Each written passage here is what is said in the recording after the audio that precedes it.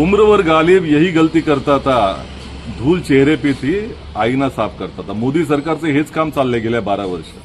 स्वतःच्या नाकर्तेपणाचं संपूर्ण खापर हे जनतेवर फोडण्याचं काम होतं. जनतेनं जबाबदारी द्यायची, जनतेनं देशभक्ती दाखवायची आणि यांनी हात वरती करायचे.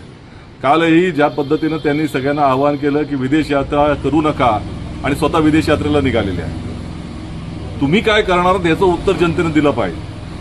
हे आयपीएलची एवढी मोठी इव्हेंट सुरू आहे जी आपल्या जय शहाजींच्या नेतृत्वाखाली चाललेलं आहे देशामध्ये.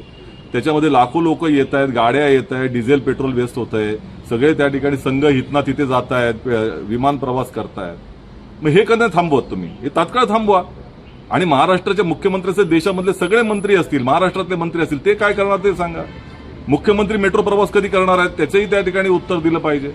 आणि हे जे मंत्री आहेत कारपूल करायचं म्हणतात ना, तर 4-5 मंत्र्यांनी एका गाडीमध्ये जावं, नाहीतर आमच्याबरोबर लोकलचा प्रवास करावा सामान्य माणसासारखा.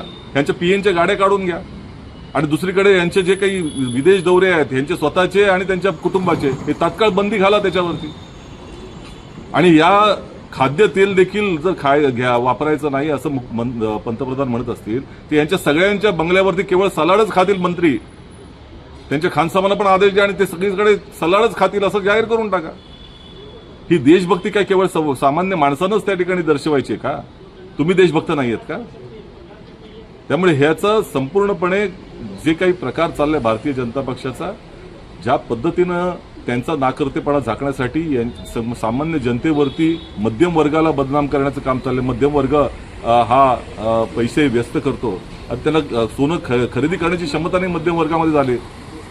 या तुमच्या जीएसटीच्या आणि एकंदरच या अर्थव्यवस्थेमधल्या सगळ्या तुमच्या कुचराईमुळं सामान्य माणूस पिचला गेलेला आहे. त्यामुळे ह्याचं उत्तर देण्याची आवश्यकता आहे की तुम्ही देशभक्ती कधी दाखवणार.